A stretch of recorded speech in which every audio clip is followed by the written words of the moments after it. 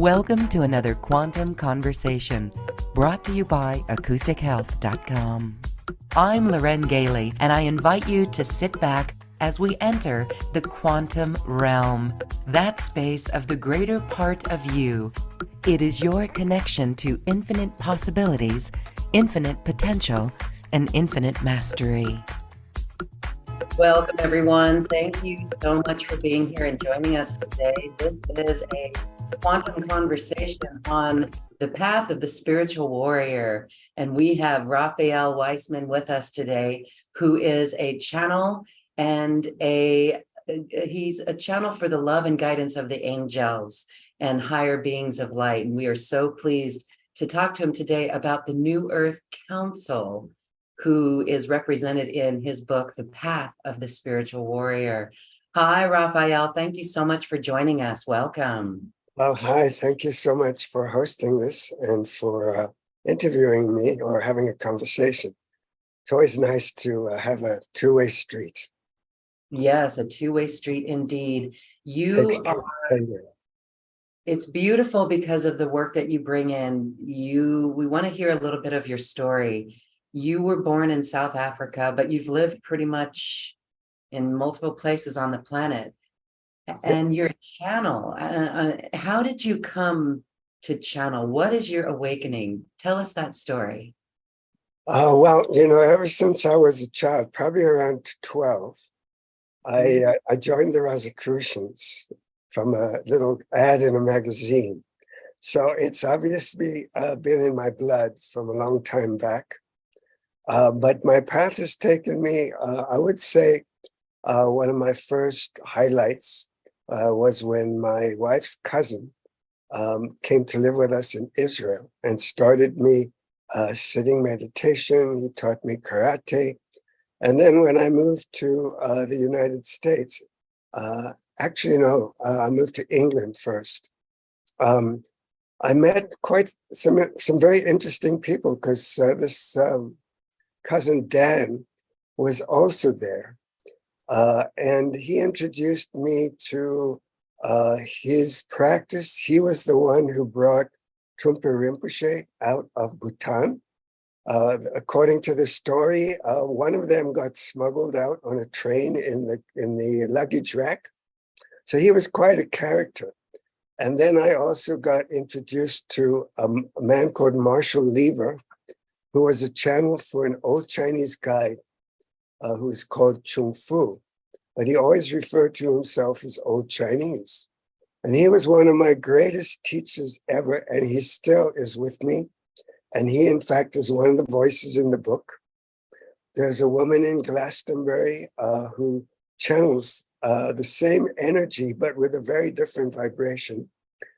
This is Sally Pullinger. And she has also given me, I was in Glastonbury on some of my travels, and I received a beautiful session from Old Chinese. I still call him Old Chinese, even though he goes by Chung Fu. And he taught so many things.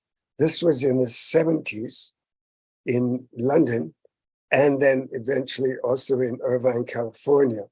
And he would teach about crystals and all sorts of intergalactic things, cataclysms and diet, stuff that was not even mentioned in the field in those days. So I learned so much from him, and his guidance has always been with me. I met him first in the UK when I was living there. I studied instrument making. So I was building lutes and Renaissance and Baroque instruments in those days. And then, what else? We got invited. We were married by then. We got invited to go across to Irvine, California for a whole project, which landed me in the United States. And then pretty soon after that, the whole thing folded. And we realized that, we don't have to be stuck here. Let's go find the right place to live. And that's what brought us to New Mexico. So my story, we can fill the full time with my story. But the channeling came in a number of years ago. And the channeling of the book, well, first of all, in order for, I'm a practitioner and a trainer of a modality called heart thread, which is why the fascination and the passion around the subject of the heart. Heart thread is a modality that allows us to tune into the cells of a person and receive messages from their cells, which replace the old patterns, the old nagging voices in the head, and replace them with affirmative statements, which actually, because they go through the heart, they bypass the mind, and it doesn't even matter if you believe them or not, they still make an amazing effect on the person. And not too long ago, I had a client who came in and received a heart thread session, and his whole life was like completely transformed. It was quite amazing. And as I was training other people to become a heart thread practitioner, one of the requirements was that they received a transmission. And this is from another angel called John Henry. He's the one who brought this through a woman called Flo Magdalena, who wrote I Remember Union. You may have heard of her. Her book was one of the very first to tell the story of Magdalene and Yeshua, but from Magdalene's perspective. So this is told through her voice. And she brought the heart thread work through. And so part of the being a trainer meant I would have to give my customers, my trainees, a transmission. And I hadn't done that before. This was in 2000 something. But I was assured that I would receive exactly the right things to say. And of course, that's what happened. And I've also been, every morning after I meditate, I sit down with my journal and I write messages that are just come through my hands. And John Henry was one of those constant voices. So I had already been receiving many, many voices. So I'm going to fast forward because I know I'm talking and I love the conversation part more, but this will get us to the book. And you know, we have a lot of stories. So I was asked during in 2020, Flo Magdalena was doing a year course. It was a monthly class, a 2-hour process. And towards the end, each one of us on the class received a message, got a channeling from the guides who were called the ones with no names. And they're also in the book. They're mentioned many times. And there's a lot of reference to Flo Magdalena, soul support systems, heart thread, all of these things. And so you're gonna have to read the book to find out a lot more. I do have some excerpts I could read at a later point. So I was asked to receive 12 voices. And I was expected to receive one every morning. And I was told that the voices would bring me a message. And at the end of those 12 days, I need to set up some kind of course myself, a class, in which I teach the messages from each voice. And so the book actually is a consolidation of all of those channeled messages and questions and answers from each of these voices. By the time we reached near the end, I really already knew that this was going to be a book and that it's probably going to be needed to be out in the world because of the messages and the nature of the answers that the guides gave. And they always talked as if they were a we. So very often I was confused because I'd have to remember that I was actually channeling a particular guide.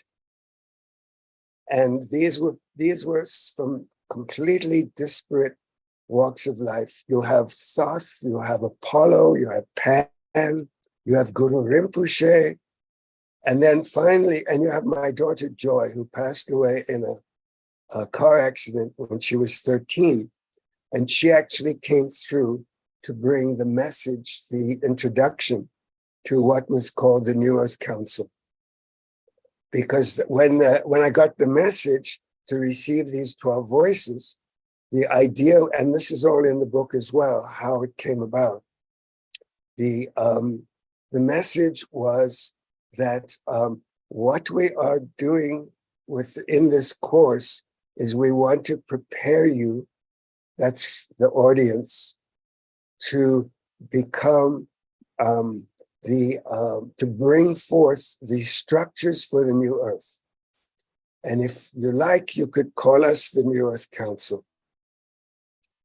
Now, since then, much has changed because I was asked the next time I got this channeling during that same course, this was the end of 2020, they asked me to receive another 12 voices and combine the 12 with the 12 so that it would become 144. And that would all amalgamate into one voice. So what happens now when I channel, usually, again, it's always we. I don't always identify a particular guide, except in the morning now, my messages come from the Christ. And the Christ turned out to be a 13th voice, because by the time we reached voice number 12, it became pretty clear that there was somebody else who was knocking on the door and wanted to speak. So it actually ends up being 13 voices. It's pretty fascinating. I'm actually blown away every time I have to go through the book or find a chapter or something, and I start reading, and I'm amazed at what came through. So now, essentially, whenever I do a channeling, it's just usually now that they're saying we're the voice of God. And part of my practice every morning, I go through my chakras. And when I get to the throat, I ask that I be a clear channel to express the voice of God, to bring in the words, the truth, the wisdom, and the love that is represented by what I call God's love, which is the essence of what we all are. And so then when I go up to my third eye chakra, I ask that I may see through the eyes of God. So I always can see through the eyes of unconditional love. So this is my personal practice, but it's also what I teach now and how I represent what comes through me. And recently they have been saying, you can call us the voice of God, because the voice of God is within, not without. And everybody can express the voice of God. So it's not like it's not like we're on a pedestal or anything like that. So let's take a breath and let's see if you have any questions or you want to follow up. There's a lot I could fill in.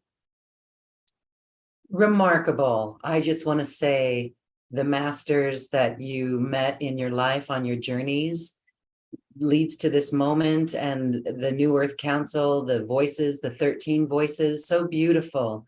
What an incredible way shower that you are for the planet. And so the messages that you receive, it is all about the heart. It is all about love. And so when we're talking about the heart as the way to be, the way to live on this planet now, yes.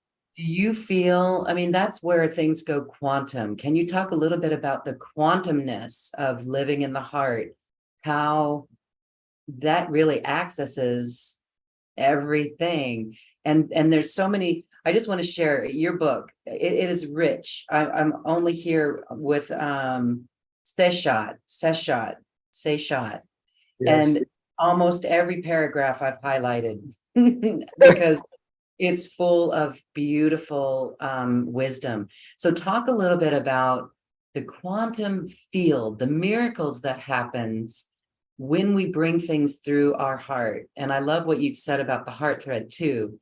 So this is the importance of living in the heart. Share that with us.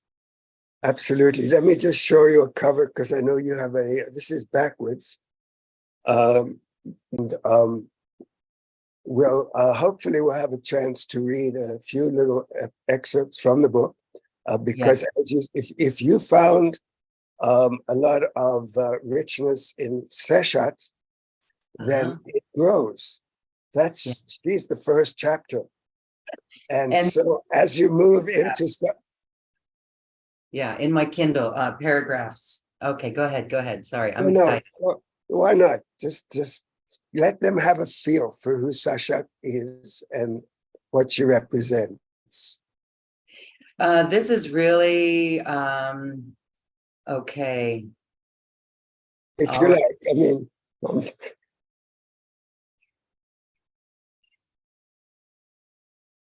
All right, for essentially the energy of God or goddess is one. And so it is important that you begin not to analyze so much, but to pay attention and to notice.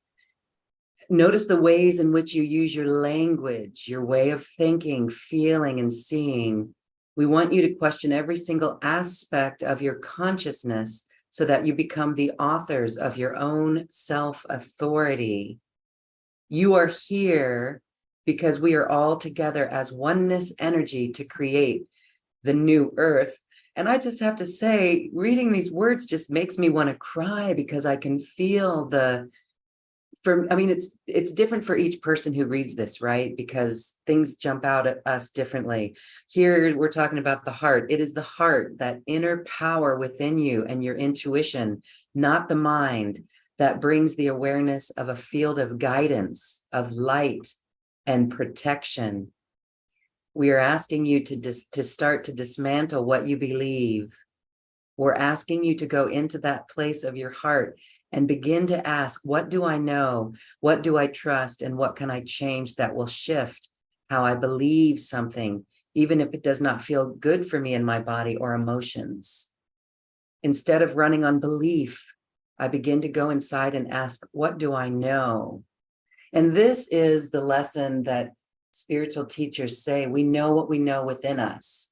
So I think that answered the question of the power of the heart, going into the heart to ask these questions. And then it goes on. I mean, I could literally start reading the whole book from what I've highlighted here. It is vital that you create a relationship of deep love, of deep companionship and communication between yourself, your higher self, your lower self, your ego self, your mind self, whatever you call it, and your body. We are recommending that you recognize the importance of feeling through your body with your body, whether it be a sensation of fear or sadness. There's going to be a location, a place in your body that has physiological response to emotion that arises when it is triggered. For most of your emotional experiences and belief systems, what you think is your truth often is triggered response from your conditioning. I could almost cry myself listening to you. Thank you. Yes. So actually, let's begin this the idea of the quantum reality of the heart. It's quite interesting because I'm actually reading Michio Kuki. He wrote all about string theory and the whole idea of quantum realities. And it's blowing me away now because now they're talking about 10 dimensions and wormholes and dark. It so resonates with the understandings that come from the ancient wisdom. So let's look at the idea of location. When I start a process with somebody, you have some water? When I start a process with somebody, to begin a heart thread session, I always ask them, and this is part of what I was taught and how I teach, is to put your right hand over your heart and then your left hand over your right. And then we take a deep breath. And what happens is that the location moves from the mind, from the brain, to where your focus is now. And so by actually placing your hands, you're changing the location of your conscious awareness to actually enter the field of the heart. So I do know that many people who live in their minds have a very hard time feeling their own hearts and getting that connection. So one of the things that this whole book represents is practice. It's not a metaphysical book about spiritual ideas. It's practical guidance. And there's something like 30 different principles that come through that are asking us to shift from where we are now to where we know we are directed to become. And that requires practice. That's why the image of the samurai warrior, who has to be so fully present in the moment, has to have trained their mind, their body, their responses, their reflexes to be absolutely intuitive and instant without thinking. And the heart has more connections to hormone releases, to information. The heart has more neuronal patterns in many ways than the brain does. The heart controls more functions. The heart can pick up. The heart works in a quantum field. So you can be in two places at once. You can be connected to somebody thousands of miles away. And there's books galore. I have a whole library full of references to the heart and to the research done. You have a whole institute, the Heart Math Institute, that has been doing research. So we know, when you have this feeling, Aunt May, what? And all of a sudden the phone rings and there she is on the phone. Or you have a sense that your mother's here in the room with you and she's got a message for you. And you develop this through training. You don't become a concert pianist by going into the mind. Your fingers, your whole being has to practically create this practice of doing the notes, of playing the chords, of left hand, right hand harmonizing. So all of these images are representative of the kind of practice and training that the book implies. That's why the courses that will come and that I would introduce actually require practice. They require first of all, the most important is to constantly monitor every thought, every idea, every belief, every action, every response, every emotion, every assumption. Today, we are living in a world where falsity is rammed down our throats from every cell of our being. And we have to learn to discern and not allow this control energy to wrap us up in this illusion that we're moving to some magical world of technology and what's it called? IT, AI. AI, sorry, yes. So we have to be completely vigilant about everything. And that requires developing the connection between the heart, the mind, and the body. And then, of course, the soul and the spirit, because they're all interwoven. And so the catchphrase is show up with your heart open, and trust and have patience. You know, if those were the only guidelines you used and you remember to breathe, we've covered half the book. We've covered half of the practice. So when we work with the heart field, we're working with a quantum field that is interconnected galactically, dimensionally, physiologically, emotionally, and spiritually, and psychologically.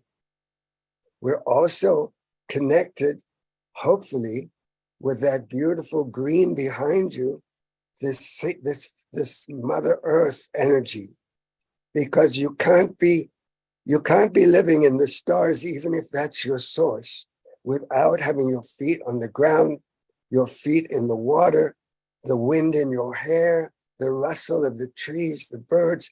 That's what feeds us, not technology. In some ways, you know, we're trapped. We're trapped in this world of technology. We've become so dependent on it, and it's a two-edged sword. It's the guides this morning were telling me that. They would say that, and it just came through again. The two-edged sword is both of these. It's this world and it's the other world. It's living in the world as if every moment counts, as if you are the master, because you are the master of your own experience. Our belief systems create our reality. If all you do is complain about the weather, then first of all, you're not going to be much fun to be with, but also that becomes the way your life expresses. And so we always have to see the positive in every experience. We always have to understand that there is a higher purpose. There's always a silver lining to every cloud. And finding it is our job. Because if we don't find it, then we're living in that cloud. So it's about bringing the wholeness, that oneness that you read about, into our everyday life. When you wash the dishes, it's mindfulness. You know, there's so many parallel practices that all are relevant. You know, you can go into the Akashic and go back to all your past lives and the glory of having been whoever it was, you know, a Nefertiti or Napoleon. But the nitty-gritty world today, even if it's made up of space and energy, is still the experience that we have to go through in every moment of our lives.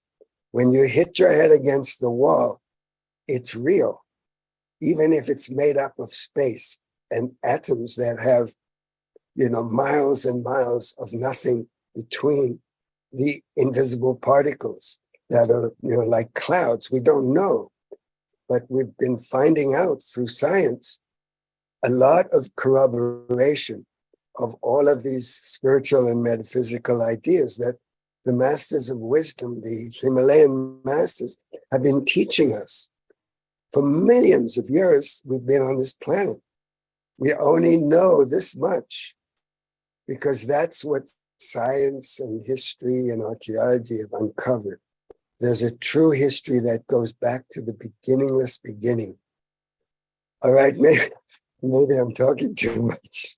No, we love it. You are rich with this information, and I'm listening to you, and I feel as if you are you've had past lives in the Himalayas. Have you sensed that yourself? Well, it's interesting, but I just finished reading My Life with the Himalayan Masters by Swami Rama. It showed up in my life. And then I noticed he has a whole list of books that I'm still to get to. And I also read some time before this Blavatsky's stories about the Himalayan masters. And then there's a volume, 6-volume. Masters of the Far East, the teachers and masters of the Far East. Yes. And I read, you know, I actually bought, as soon as I started reading those, I bought the whole So I have a definite affinity, but Mhm. I know, I guess I know where my home planet was, and it's no longer there. Oh, And I know that I've been wandering the galaxies, some part of me, some aspect of me. I know that I've had very pivotal lives in places like Egypt, in the 18th dynasty, particularly.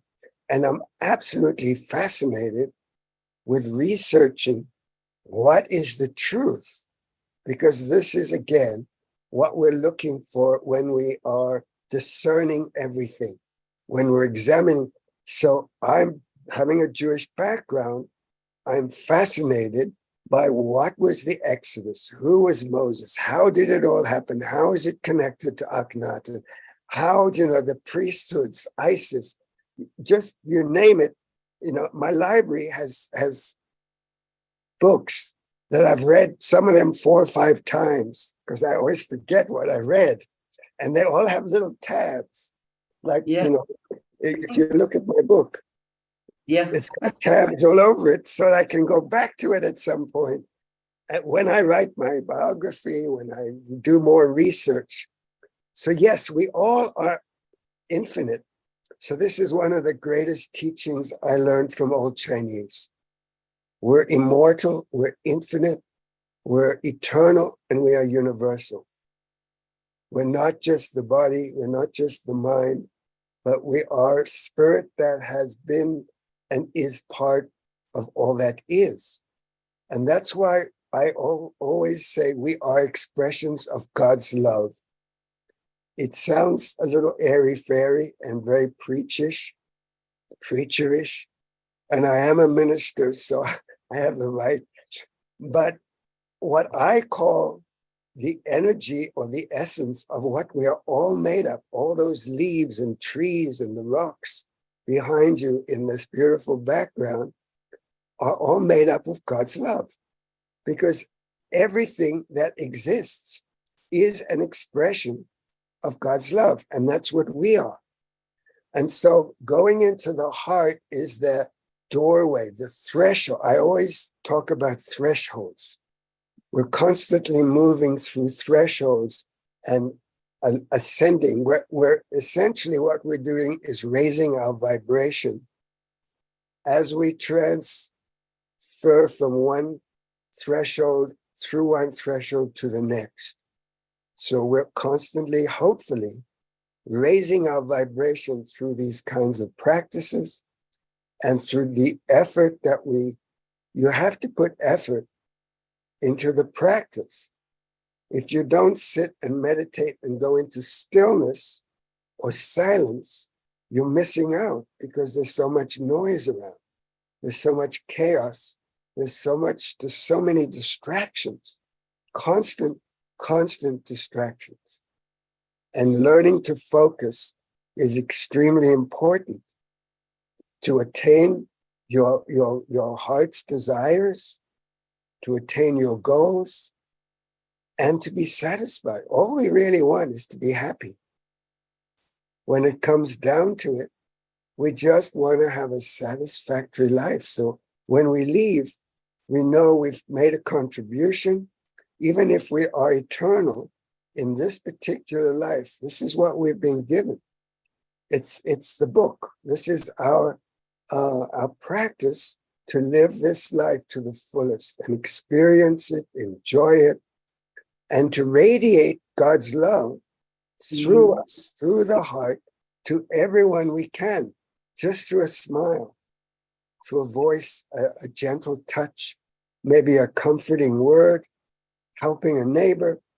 So every morning when I do my practice, I put a sphere of golden white light around me.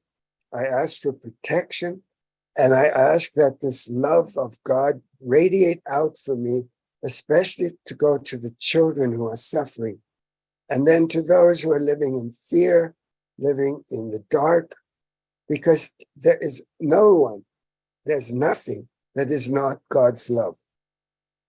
Even the darkest of the dark is still made up of God's love and has the path of return available to them. They have the potential, they have the free will to actually transform themselves into light and return to the oneness that is God's love as well.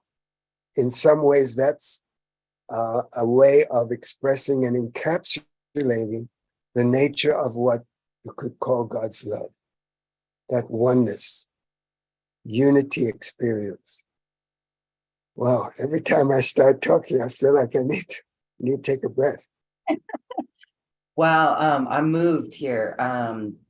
Just listening to you, it just makes it just rings so true. You're contributing so much to our planet, Raphael. Thank you so much for this. It's so beautiful. This is really important. Even today, as you were saying, radiate God's love. Just radiating God's love is what we're here. And I can't even come close to rephrasing what you shared there. It was just so rich. And I just want to say that we are made of God's love. I wrote that down. And learning to discern the information outside of us and focus inside, that really is the key. And focusing on the heart for our heart's desire. So I know some who go through challenges. We are all going through challenges because we raised our hands high to incarnate here to bring all of the challenges back into love. And we said we could do it. When we're here, it's a different story, as we forget that we raised our hands so high to be that love. And so one of the questions that we get, especially from those who are just beginning this journey, is how do we open the heart? How do we do that? How do we bring everything through your heart? And listening to you speak was allowing us to do that, by the way. And I was reflecting on even a situation this morning where I offended someone. I didn't intend to, but the way I reacted was a way of remembering, like the Ho'oponopono, using the tools that we have to stay in the heart, to ask for forgiveness, to say, I'm sorry, thank you, I love you. Those things help us stay in the heart. But for those who need some assistance, is there anything beyond putting our hand on the heart, or is that really as simple as it is to just be in that space? Well, as with every question, it's all of the above. It's yes, and it's also, everything you've said and we've been sharing is in the book. This is what I had to do is, I can't teach or represent the teachings if I don't practice them myself. I have to live this practice. And so the beginning of the journey, if somebody is already approaching the metaphysical quest, all right, or if they're looking for the grail and they don't know where to begin, putting your hand on your heart, right hand and left hand also represent the right side and the left side, the masculine, the feminine, and bringing them together in the heart creates a 3-in-1, which is again a comprehensiveness, a wholeness. And so if you go into your heart and you take a breath and you create a column of light every day, and you see yourself connected to heaven, that divine spark, and you feel yourself connected to Mother Earth, and you feel gratitude for, she provides us everything. And this body is made up of all the elements that Mother Earth gave us. And look at what a creative miracle we are. So learning gratitude, the Ho'oponopono is in the book. I think it was all Chinese who brought that one forth. Wow. Learning forgiveness, needing to be able to bring back the focus to the moment. All right, I'm here now. How do I make the best of everything? And then I'm also an emotion code practitioner. And one of the things that I do is I help people to release their heart walls. Because when we're wounded, my clients have horrific stories. So many of them are already, working on forgiveness. Some of them have already gone there. And they're working to release the trapped emotions and the emotional baggage that we all carry. But somebody who cannot find a way to go into their heart, in most cases, has what we call a heart wall. And the way I describe it is that the trapped emotions that were too much to deal with, because normally when we have an experience, we are able, our body, our psyche is able to release those trapped emotions naturally.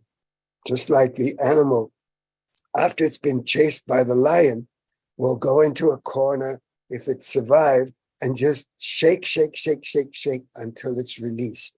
But humans trap these emotions because they don't obey that natural mechanism of dealing with a traumatic experience. And so we leave our body, we have splits between our spirit and our soul and our body. So, where was I? So yes, this process of trapping an emotion when it's too difficult creates, it's like a brick in a wall that we create around ourselves to keep us protected. But there comes a time when the wall becomes our prison. The garden is too small. It's not beautiful enough. It doesn't have the air, and we've created too small of a space of safety that's our own creation. And so we can release all of the trapped emotions that are in that wall. And once we do that and the wall is gone, then we could start releasing the trapped emotions from the other experiences. So that is one of the processes I use, as well as Heart Thread, to shift the paradigm of who we think we are and our story. Another thing that's in the book, and that's always part of this great mystery, is that stories, for one thing, can be liberating when you get a chance to have somebody's ear and you could tell your story. A lot of my time, is spent on listening to people, just hearing them. And, there's a release. But our stories are also traps because we're living in the past and there is no past. Today, the past is over. Today, there's only today. And how do I take that past and send it off in a train or send it in a big balloon so that it no longer runs my life? That's also part of this process of reclaiming your self-authority and learning to live in your heart. So the heart is the key. The heart is the compass. And the heart is also our access to our guidance, because the guides, you can have Saint Germain and Archangel Raphael, and you can have all these incredible beings somewhere out there. We don't know where, because they're in a dimension, not a physical space, unless they're in the halls of Amenti. But essentially, they exist in our hearts. And when we go within, we find them and we can listen to them. But you have to still the mind. And if you don't know how, then again, there's many techniques. One of which, and I use this every day, numerous times. I was sitting here waiting for this call to begin, going into my heart and say, the love of the Christ fills my heart and soul, body, and mind. It's my mantra. I use it all the time. In one of the books that I reference in the notes, it's about, again, the Himalayas. This man who found, he talks about the history of Atlantis through the eyes of what he learned living in in the Himalayas, in this monastery where it was, it's like a whole world. The love of, what is it? Your will, your will be done, God, not mine, in me and through me. Show me what I must do each day, and let me be a channel of God's blessing to all. These are, they're back to back for me. And that's how I begin my meditation, with a column of light and that sphere of golden white light that I put around me, I put around my loved ones, and that mantra. So if it's just Om, or it's just Jesus help me, it could be anything, but the repetition of a mantra that makes sense to you, that has a resonance with something holy, with a higher power, that's the mind. Instead of focusing on what's wrong, on oy vey, on, oh my God, how am I going to get the money for the rent? You say your mantra, you take a breath, you let go, you let God. I mean, all of these practices, not only are they in the book, but they're fundamental. That's why I love this book. I mean, I am in love with this book because I'm inspired every time I open it, but it's practical wisdom. It's nitty-gritty stuff. It's not airy-fairy. And there's a tendency in this metaphysical universe to get very airy-fairy. So when I channel, the whoever comes through me are always talking about your highest perspective that they could give us, so that we always see much more clearly and a much broader perspective on our connection with our past, or with our infinite nature of who we are. And the guidance that comes through resonates with the person's heart and soul, so they can feel. Because especially for men, it's so hard to feel your body, or somebody who's had trauma. You have to leave your body in order to survive. It's not a judgment. And so learning to reclaim our connection to our very cellular nature, our physical bodies, and how to repattern the thought processes. And the more we do this, and this is also science, we are repatterning the neural pathways in our brain. There's a process called DNRS or DNSR, I never remember which one, where people who had severe environmental issues, high EMF sensitivity, chemical sensitivity, have a path that they can follow, where they are learning to repattern the old thought waves and the old neural pathways in the brain and create new ones that enhance their lives. And from what I've seen, I looked at it quite, I started to work with the process, and then I realized, well, I've already been working with this through my own path. I'm not a spring chicken anymore. I'm 77. So what is in the book is a combination, because I have to put this into practice, of my own life experience and the guidance that comes through me. That's why I love this idea of it being a combination, because we're not just physical bodies. We're not just flesh and blood. We're also God's love. We are also angelic humans. We're also from the stars. So finding ways to integrate after every session, whether it's an emotion code or a heart thread or channeling, people have to take time to process, to integrate. That's why I say we always are moving from threshold to threshold, because there's always another bigger room that you enter from the small one that you just left. Mm-hmm. There's always light at the end of the tunnel. Again, let's take a breath. Beautiful. Thank you so much. The vibration that you carry and share with us it really is ancient wisdom. Again, quantum science is revealing what you've learned from the sages that you've studied with. And so, all right, the book. I want to just say, grab the book, everyone. It's called The Path of the Spiritual Warrior. And the book is filled with insight and inspiration. Again, I was only just in the first part, and almost every paragraph was highlighted for me. I want to say that you're going to be teaching some classes that are based off the book. And this is beautiful because some really like to ask you information or to hear you speak the information.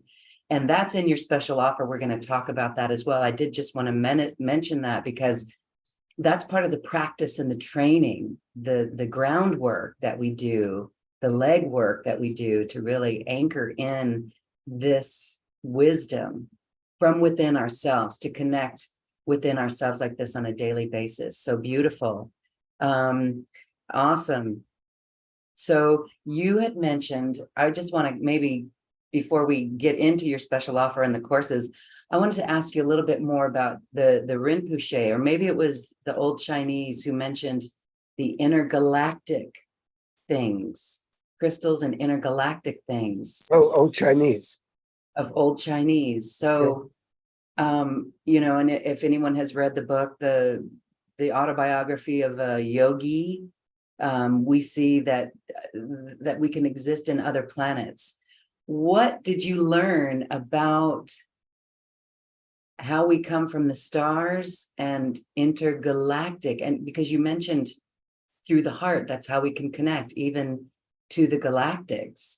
So what's that like? I mean, that's a big expansion of consciousness for some, to realize that we're all part of it and we actually can have access to them, to the others that are there, but it's a oneness. So what can you share about the intergalactic things that old Chinese spoke of? Well, first of all, one of the things that I've read about and that are in the books about the ascended masters, the ones in the Himalayas, especially that series of books, the Christ would just show up. These masters could come and go. They materialize, dematerialize. Because everything is interconnected, because we actually live in a quantum universe, quantum omniverse, or whatever you want to call it, it's hard to use terms to define these things. But because everything is connected and interconnected, from a quantum perspective, we could be anywhere at the same time. But, my sense, I have not consciously, when we were with Old Chinese, we went to the Monroe Institute and we did travel. And I've actually just automatically, almost unconsciously, I had a girlfriend when I was living in Jerusalem who would just all of a sudden go somewhere. She wasn't present. And I just automatically, I don't know how I did it, I would go in and pull her out. And then I had one of the students of Old Chinese back in California, in Irvine, in that area, she would do the same thing. And I just automatically knew how to bring her back. I don't know how I did it. This was way before, when I was much younger. This was in the 70s. And just through connections with friends, Akashic readers, I used to do way back, I did co-counseling, peer counseling, and I would get flashes of, like, at my birth, feeling like, no, don't go. Like there was this trap door and I just come through and all my guides were up there and they were about to close the trap door and they said, okay, you're on your own now. And as a baby, somehow this memory or flash is still with me, that I had that experience of being abandoned and left here to be on this planet and have to deal with all that. And then I've had other flashes and information about, what I mentioned before, because there have been intergalactic wars. What's going on this planet, what we have on the Star Wars and all of these movies are based on ancient memories and bringing through the imagination realities that have been experienced of beings that have not been so benevolent, who have destroyed planets and civilizations. And so we are now at a pivotal end point or transition point in our galactic history of all of this intergalactic and galactic history or herstory, because again, one of the things the guides constantly refer to is that we're actually male and female. We're not just one aspect separated from the other. And so in this history of our civilizations and our experiences in other lifetimes, we always think linearly of time, but time is not linear. I also follow a group called Larkma. It's a energy of a number of Pleiadian guides who work through Pia and Cullen. And their wisdom, it all weaves together, and I must honor them because so much of what's in the book, when they read a copy of the book, they actually thought I had plagiarized them, because so many of the things that were in the book were like almost word for word came from their teachings. But they are constantly referring to a different kind of time, cyclical time that is intergalactic, that is not past, future, present, past, present, future.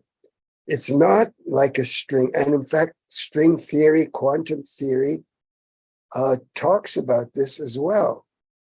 So galactic means that we have family who are watching over us.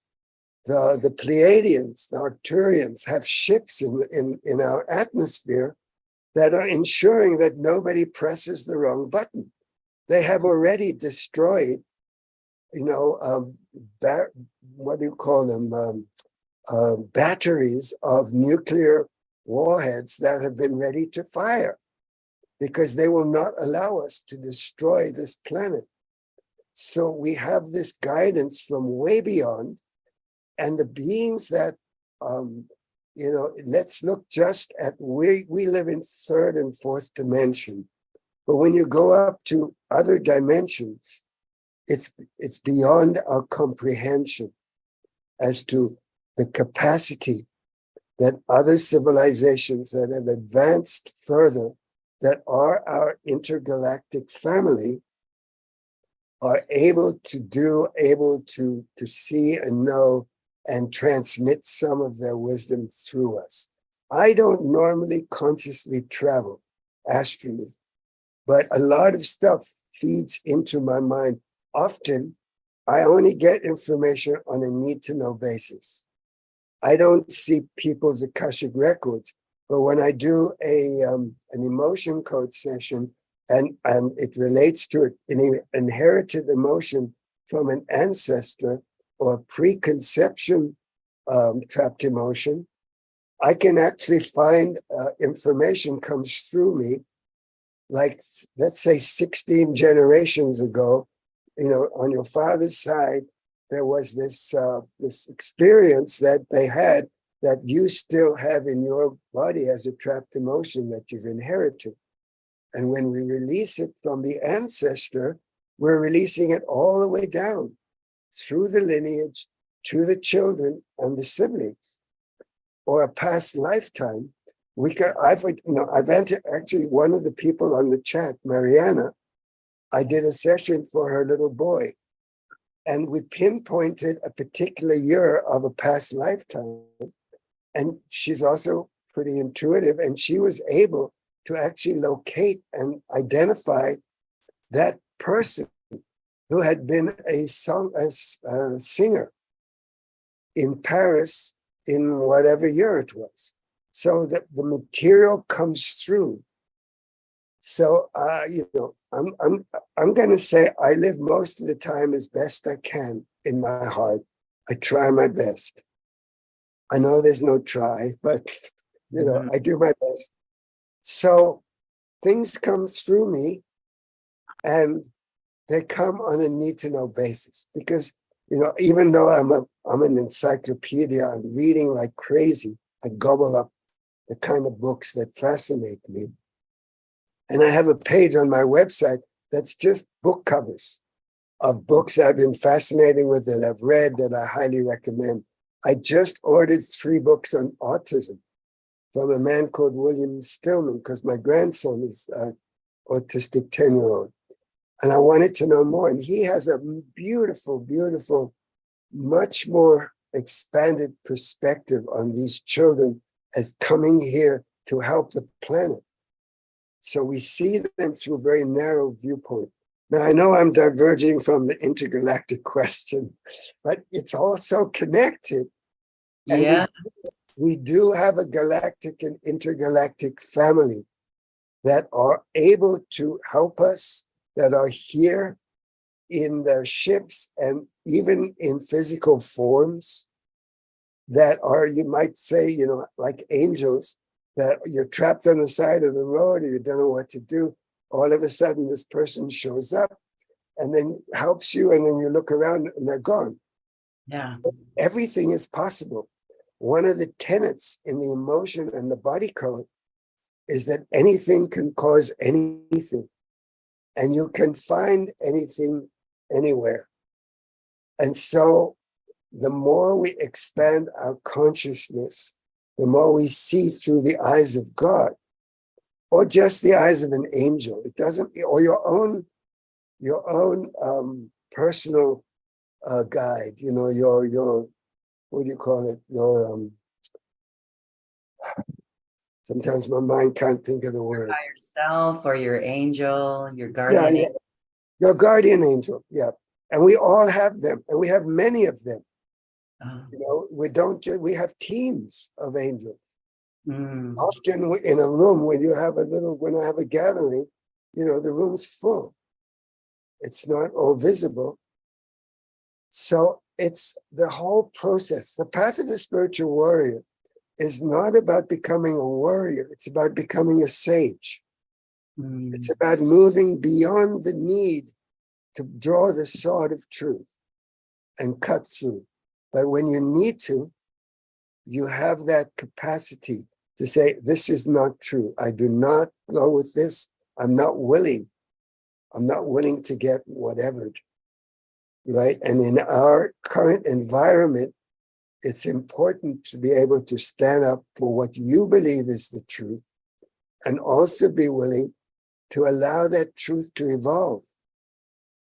So it's not rigid. So again, being with the flow, the flexibility, the water. Water is another one of my passions. I've actually met Dr. Emoto, and I do ceremonies for healing the waters. Everything is connected. When old Chinese would tell these stories of the old sage of the forest, and then the young emperor would show up at the edge of the forest to go and learn from him, the first thing he would have to do is he would drink from the fountain. He would drink the water and say, I am immortal, I am infinite, I am universal, I am eternal. And then the pathway would open, the mist would part, and the path would open. And finally, he would find the old sage at the side of the lake of Li. These were the kinds of stories that old Chinese would teach us, would tell us. He taught through parable. It was the most captivating and fascinating teaching I've ever been exposed to. And it went so deep. It's in my cells. And much of that wisdom is in the book. It comes through. And he taught that love is the unconditional acceptance of another's reality. It's not that fluffy, fluffy stuff. It's not romantic. It's not, I love you. And then you put your hand to your ear to listen. I love you too. Uh-huh. You know, and people say, I love you, I love you, I love you, just because they don't know what else to say and they don't know how to be real. And so coming from the heart means being real, being honest. I don't like this. Doesn't resonate for me. Go away. I have boundary. I'm putting a boundary. I don't want to deal with this. Please, this is not my world. So I have a boundary, and you speak the truth. And it's hard. So many of us were shut down as children.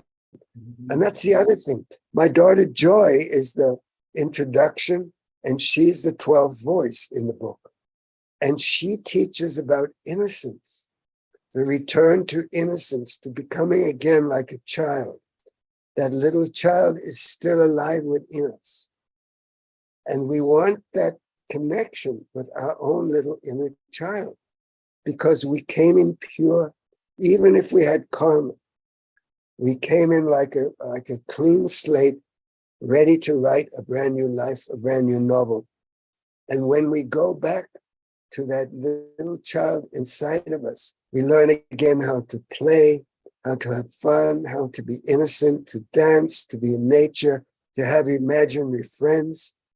I have this friend who always when I talk about old Chinese or John Henry, you and your imaginary friends. But he's had sessions and they've always worked.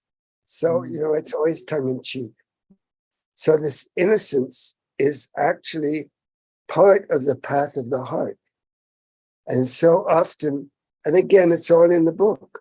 When I give a heartfelt session, so often I'll ask the person to call in that little child to remember what they were like when they were innocent and pure. And also to realize, because a lot of times the parents will show up because I'm releasing all that crap from my shoulders that I've been carrying from my mother for all my lifetime. And all of a sudden you feel lighter.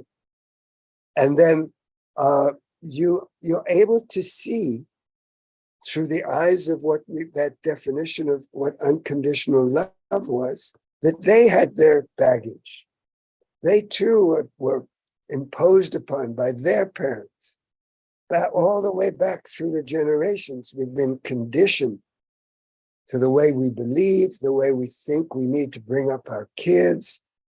And so you realize, oh my God, they didn't mean to harm me. That's how they were treated. That's how they were taught. And I can forgive them. And I can release all this weight on my shoulder, or all the weight that I'm carrying, because I needed that weight to protect me because I wasn't safe. And so we talked about the heart. If you can't feel safe, you can't be in your heart. The heart is where we find the safety. And that's part of what, I love to help people to get back into their hearts so they can feel safe. Then they can begin the journey. So, there's two things that I believe in for my practice and my life. First of all, it has to work. You can have the most incredible system, but if it doesn't work for someone, it's not worth anything. And secondly, if you can't be in your heart, then we're wasting our time on this planet. You can create magnificent organizations, but it's the vibration of the heart that transmits itself to others. And this is done without words even, just through presence. So cultivating presence, discipline, practice, love, showing up open-hearted and being willing to be honest.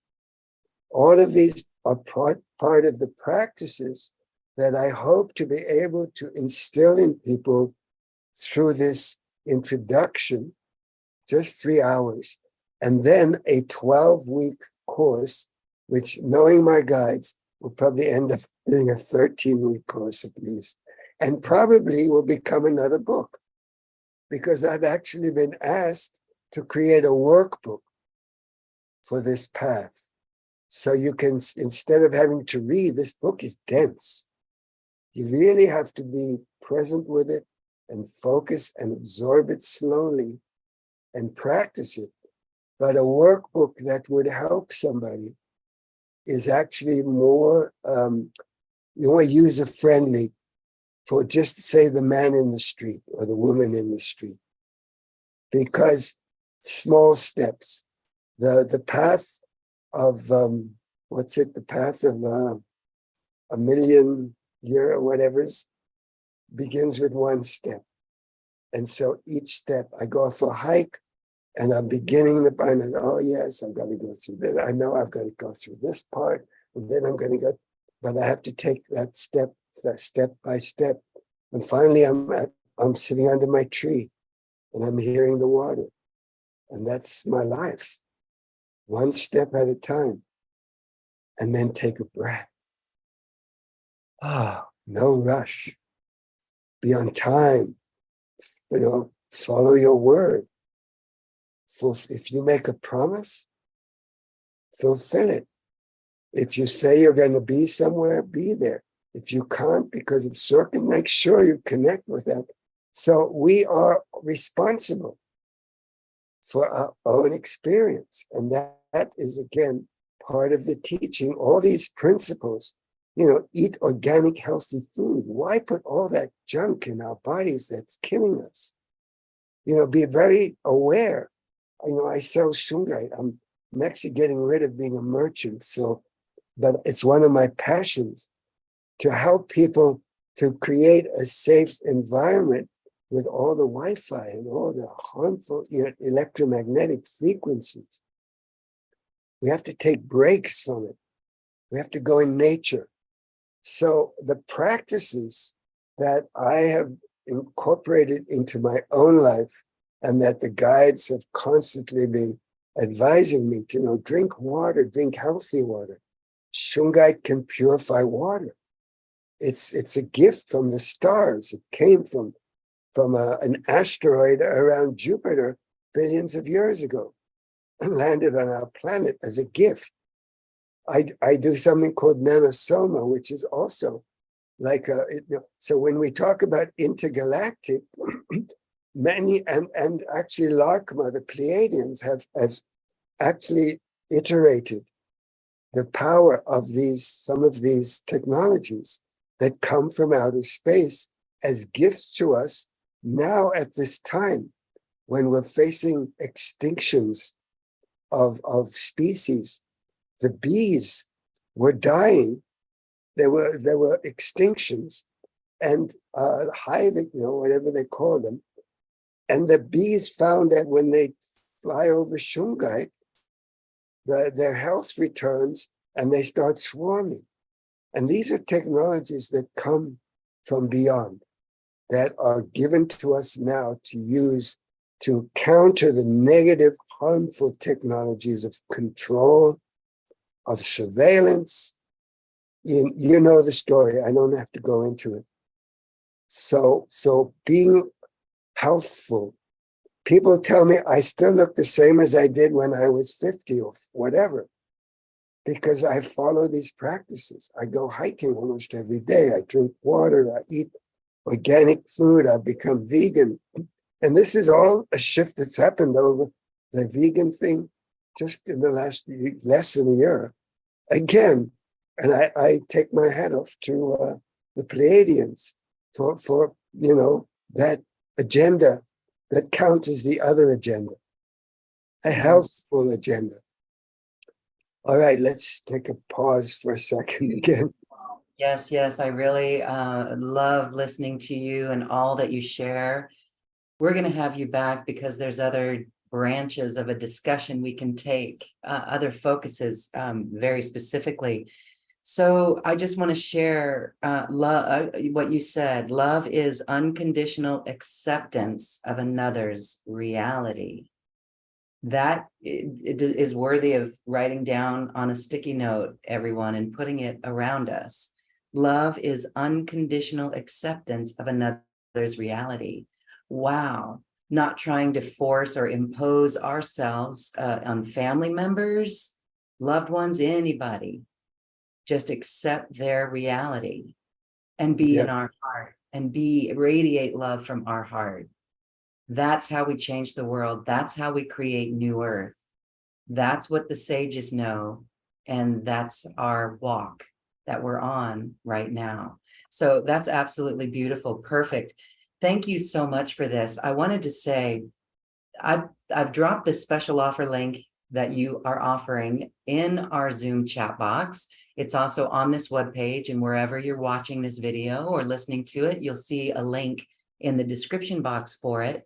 But this is beautiful because you are offering a class, a 3-hour course that you briefly mentioned, which is an introduction to the book. So I recommend people purchase the class, but also purchase the book and begin reading it, because this is the training and the practice in our reality, in our own life, that we can be disciplined with and committed to. And it's beautiful. We're excited for your course. You also do personal sessions with the emotion code and the heart thread, but also channeling sessions.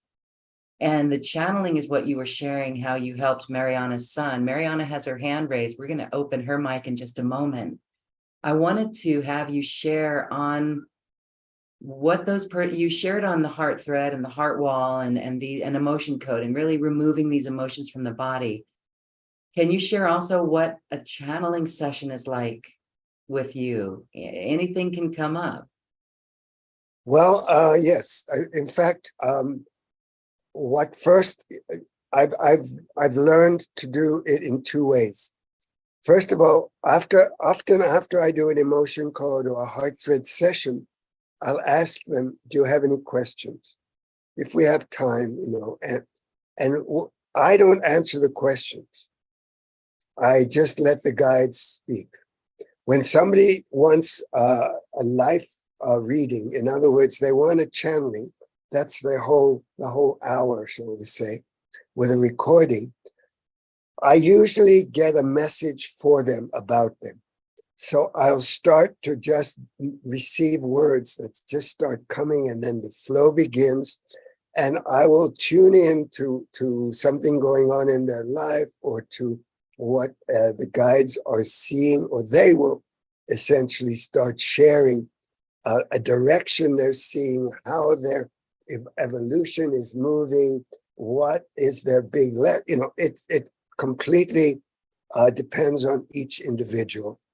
And then when they're finished with the message, they'll ask, "Do you have any questions?" And that's when they've been waiting and waiting to ask, "Oh yeah, my partner left me and I don't know what to do," or whatever it is. I have issues around my health, or I'm at a crossroads. I don't know which way to go.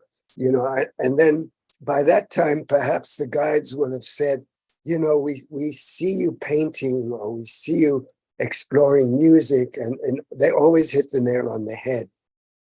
And I always have to trust them, because I'm not anywhere. I don't go somewhere. I'm not a full trance channel. I'm not a that kind of a full trance medium, like with old Chinese, or with Sally, with Chung Fu, where I go elsewhere, and then when I come back, it's recorded. And the same with Larkma. They're not present during the transmission. So I receive a message, and then I answer questions. And when you read the book, and I've included all the pertinent questions and answers that are not just personal, but are relevant for everybody in the end of each chapter. And so this is also how I work with the course, how I work with everything. First of all, I have a YouTube stream where almost every week or a few weeks or whatever, I just get a message. And the last one was actually about the autistic children and about, what was the other thing? Can't remember, skip. Anyhow, I have a YouTube channel, Raphael M, I think, at Raphael M Weisman. And it's also all of the videos of all the channelings I've done are on my website under videos, and then under events, there will be some of these special offers. But almost always, when I do a kind of a channeling expression or experience with people, first of all, they bring in a message, and then we take a break, and then it's open to questions. And that's where the nitty-gritty comes in. You know, I'm having a hard time with this addiction, and then we get into going deeper and a higher perspective. So a lot of the time, my channeling expression is through bringing through a message and then answering questions. And it's a nice combination. So one of the offers, I'm not sure because I haven't had a chance to look, is that for a reduced price, you can pay in advance for 3 sessions, and then you get to pick, oh, I'll have an emotion code, I'll have one of these and one of those, and you can choose which modality you want to experience. You can have 3 emotion codes, and if you have a heart wall, sometimes it might take 3 sessions. And I just recently, yesterday, worked with somebody who actually wanted me to clear their heart wall, and that was part of a 3-session series that she paid for. And I made a commitment, even if we go more than 3 sessions, I made the commitment to clear the heart wall because that's what she wanted. So you can mix and match and get a reduced price for the 3 of them. And that is hopefully on the offer. And that's a standard on my website, which, by the way, is raphaelweisman.com without a space between them. So there's that. And then the course. So the intro will hopefully be helping people to get a feel of what it feels like to be in the heart, or where they can go to clear their heart wall, or it will be a way to get a handle on some of the practices that will help them. And then if they do the course, we'll go deeper, and there'll be practice, there'll be homework to do. You know, like the first thing is monitor your thoughts, monitor as we began. So it will take you through this similar kind of process that the book takes you through.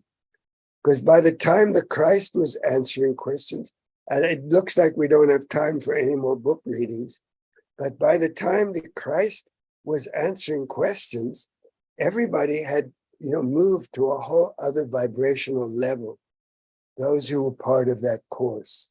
And the level of the answers was so much deeper and more comprehensive. So we have just a few minutes, I think. Yes, and this is so beautiful. In fact, I'm going to invite you back for another show, and we can, maybe have you channel a little bit or take some audience questions.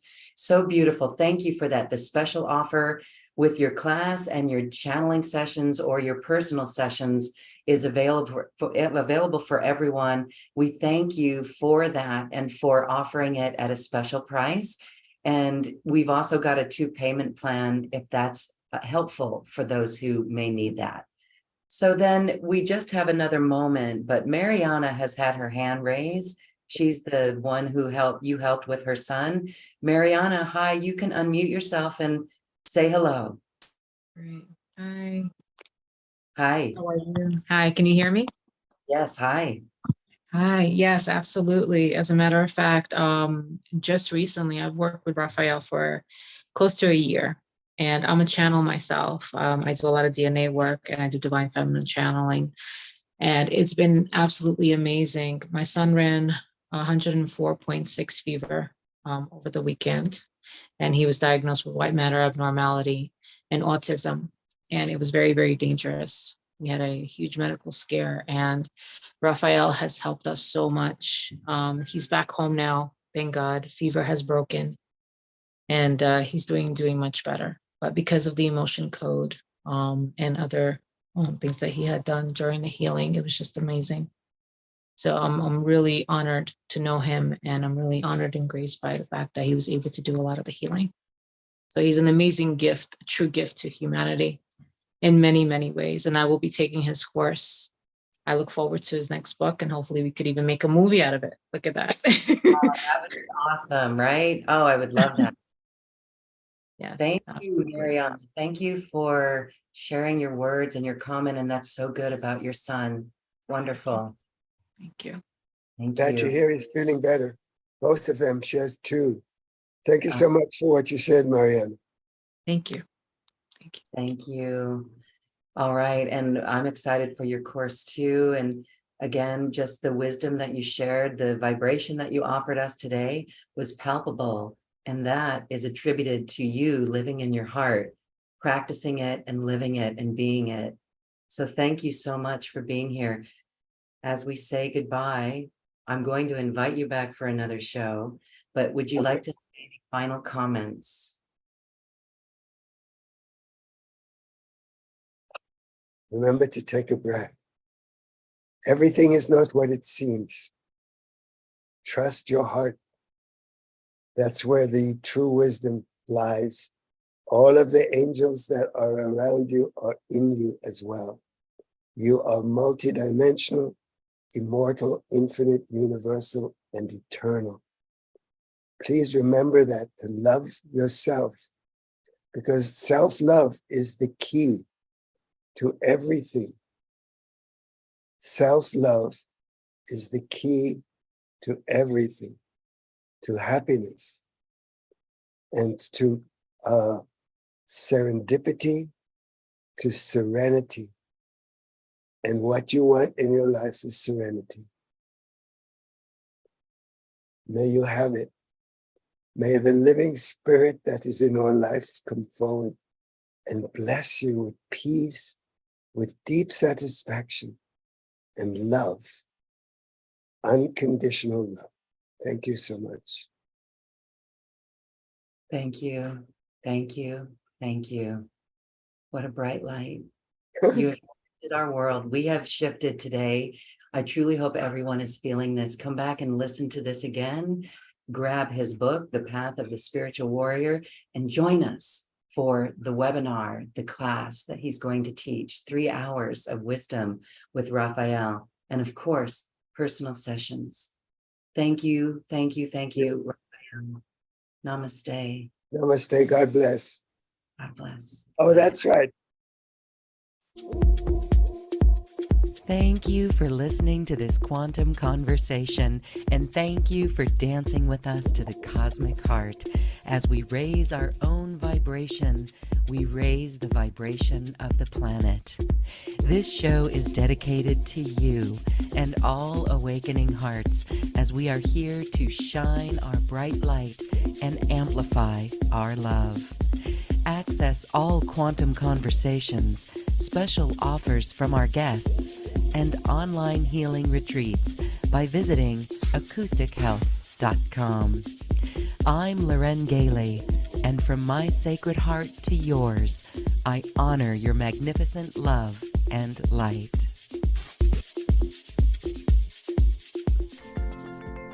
We leave you now with music from the universe. Music literally created by the universe, as musical notes were assigned to mathematical equations. The result is this beautiful music, available at acoustichealth.com. Namaste.